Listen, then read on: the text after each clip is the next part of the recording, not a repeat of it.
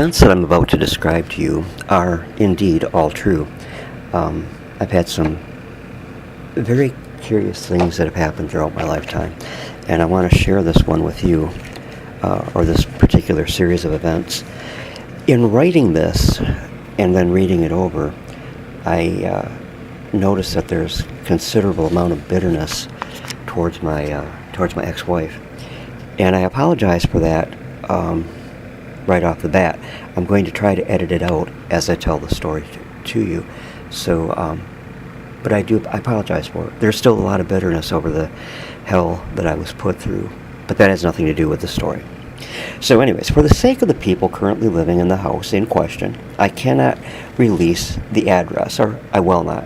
I must suffice it to say that it is in Oscoda, Michigan, somewhere on Cedar Lake Road.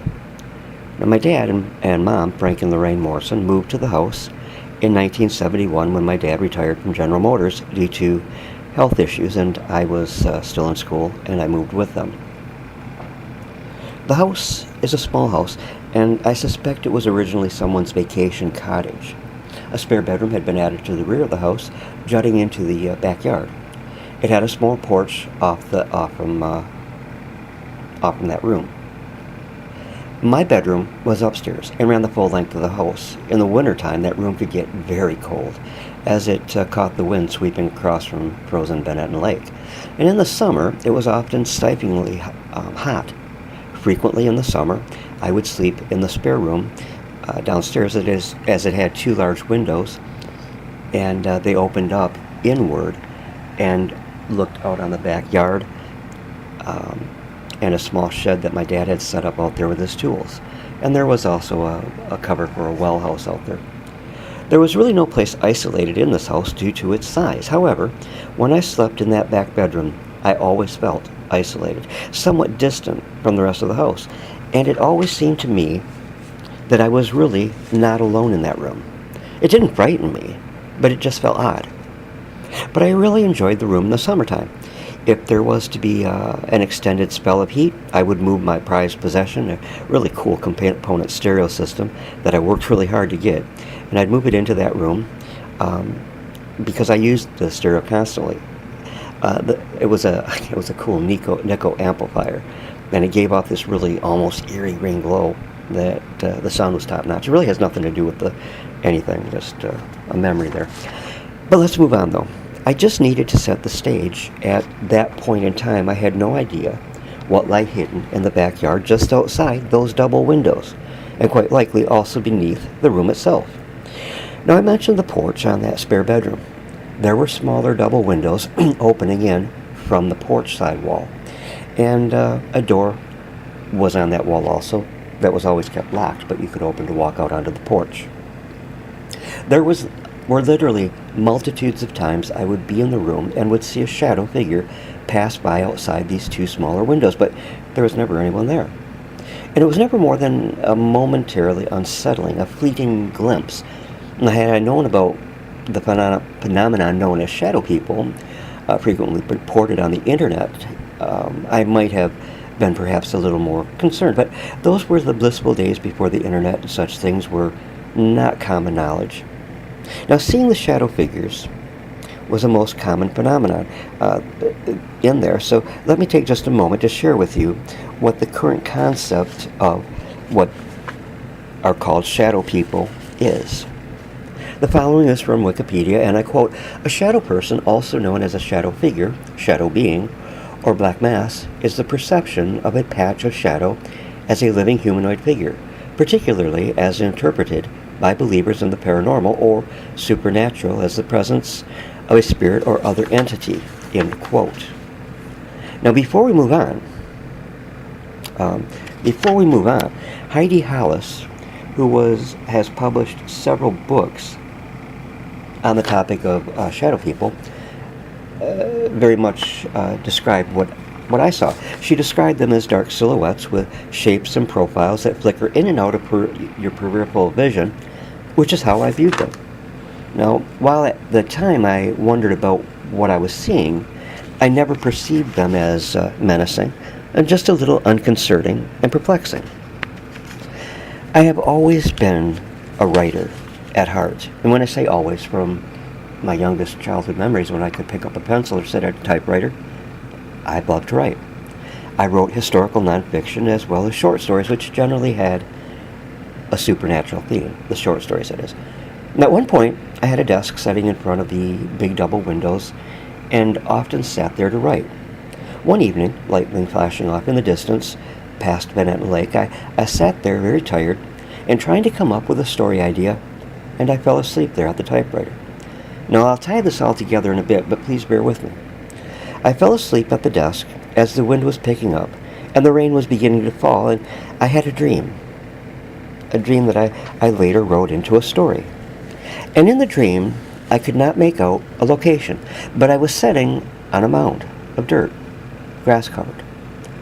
And I somehow recognized it as an Indian burial mound in the dream. And in the dream, a spirit came to me as I was sitting on the mound. I believe the spirit was female, though in the dream the image was quite foggy. And she, if that's the case, was trying to tell me something, get a message to me, but I couldn't understand what it was. Now, a few years later, there would be another mysterious message being given to me in connection with that backyard, but I was awake then. But it does tie into the overall picture and the part the room seemed to play in it. Anyways, when I awoke, I dashed off a story based on the dream, which I simply titled Indian Spirit. It was never published, as I filed it away and never submitted it to a publisher. Perhaps sometime I will share it with you.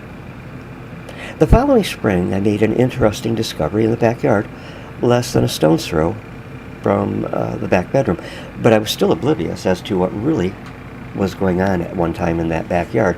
My dad had a bad hip, and he had a hip replacement, and asked if I would help put in a small garden in the backyard. He had always loved gardening, but he could not get down on his knees to do planting.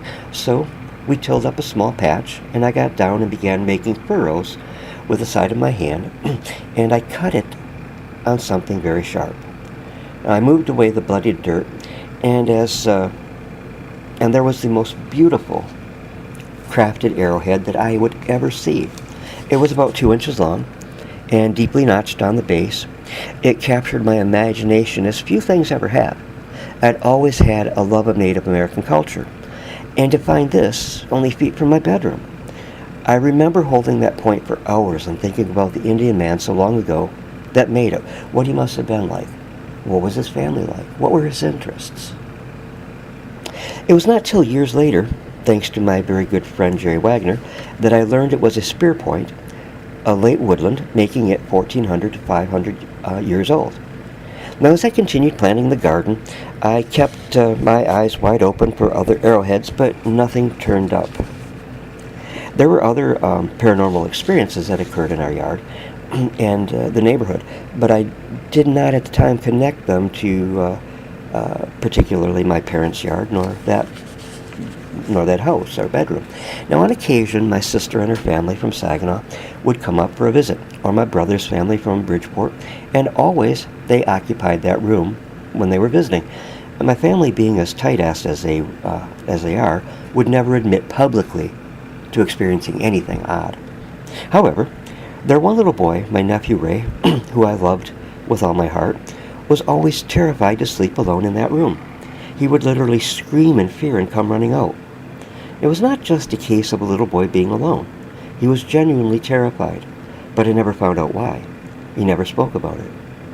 Well, of course, time marches on, and with it, many changes. I got married, and I became deeply involved in Native American history of the area under the tutelage of local expert Jerry Wagner, who again was one of the best friends I have ever had, and I miss him on a daily basis. Well, anyways, and I became an expectant father of a child I'm sure was actually fathered by one of my brothers, and not my oldest brother. But anyways, to make it easier on my wife, so she would not have to climb the stairs up to the bedroom, we took up residence in that back bedroom, and again, shadowy figures often passed the window. But let me back up to the previous summer, as these events of moving into that bedroom happened in November of that particular year. I had assembled a very large collection of area artifacts, mostly from two sites, the Goodwin Gresham site. So many artifacts, in fact, that I put up a building in the backyard to house them all, a sort of private museum, again inspired by my mentor Jerry Wagner. I also had a business restoring furniture at the time, and I needed a place to work on that, so I put up a larger barn-shaped building only a few feet from the museum. And again, please bear with me, as I promise I'll tie all of this together shortly. We had a dog named Samson, whose house was in between the two buildings so as to alert us if anyone was messing around at night, who should not be, as there's quite a market for Indian artifacts, and at that time our neighbors were, they were quite cagey, if you will. I was working on furniture one hot day when the woman I married was taking a pan of water to Samson, who had been feverishly digging to make a cool spot for himself to lay in. I went over to see how he was doing and looked down at Samson in the hole.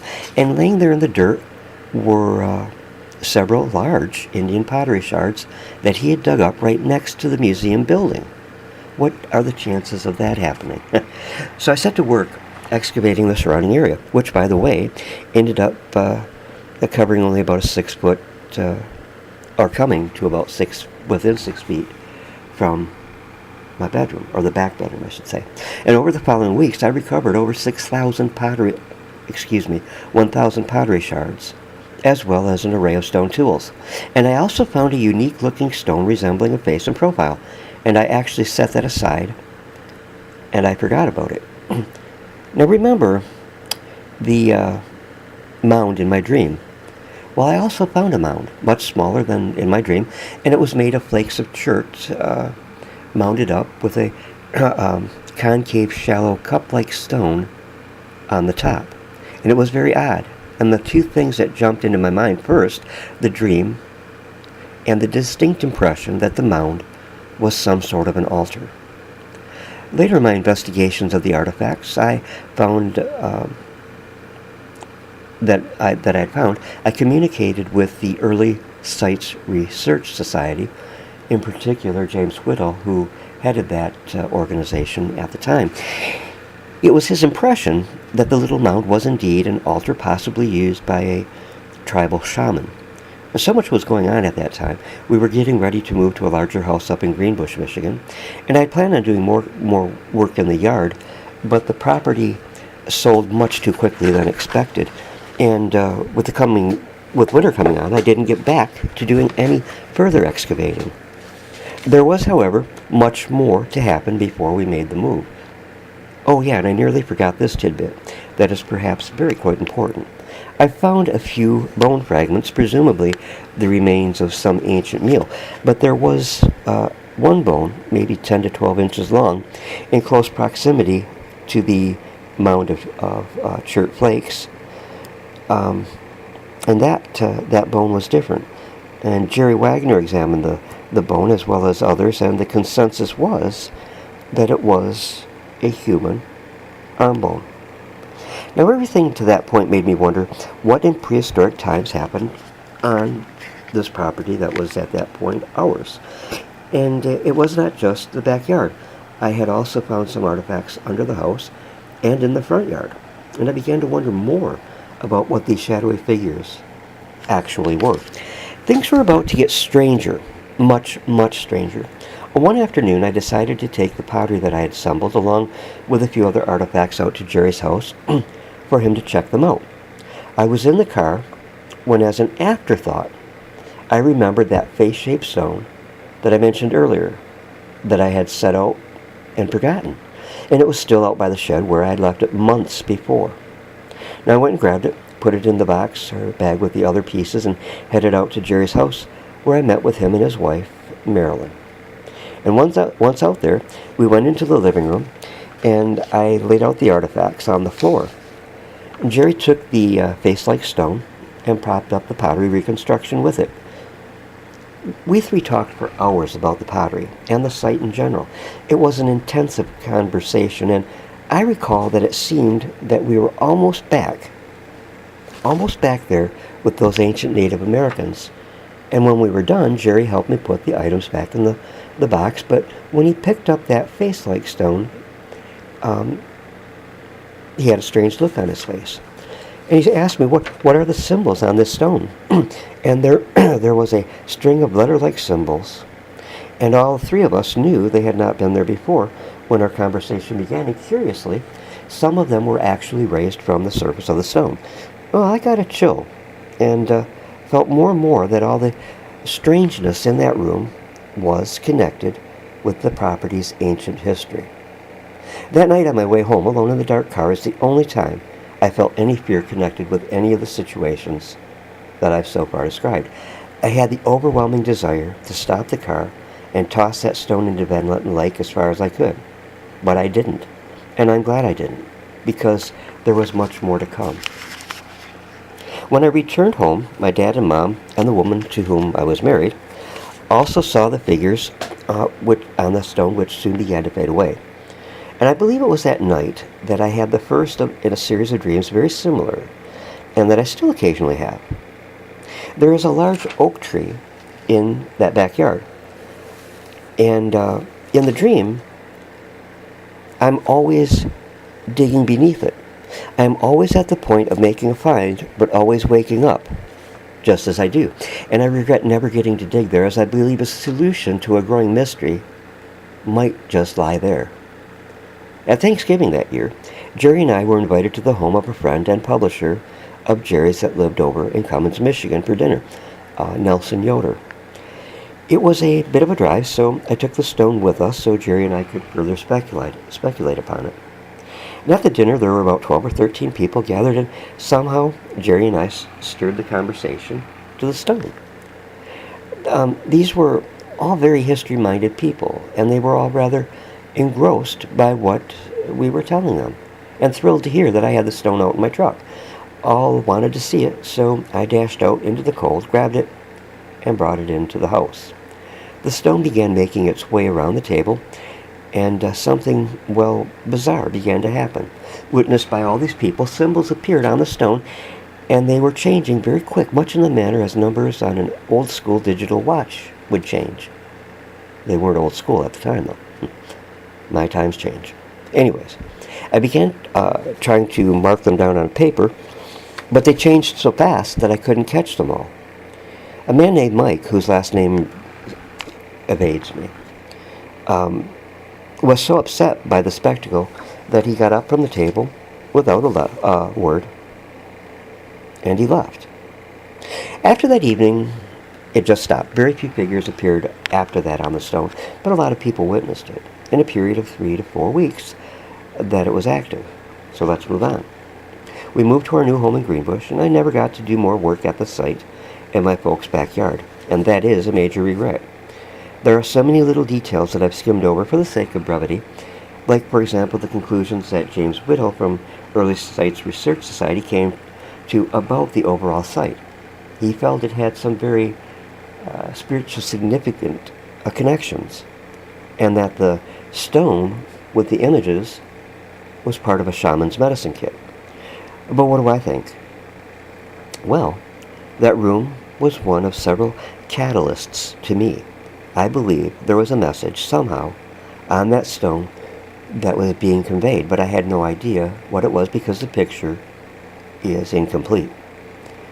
And those pieces to this puzzle still lie in 3 areas of that yard that I did not get to excavate or work on. You know, every room seems to have a personality, all of its own, and that downstairs bedroom did have a personality, slightly influenced by the life energies, perhaps, of people who had lived on that very spot as many as 1,400 years before, during the late Woodland period.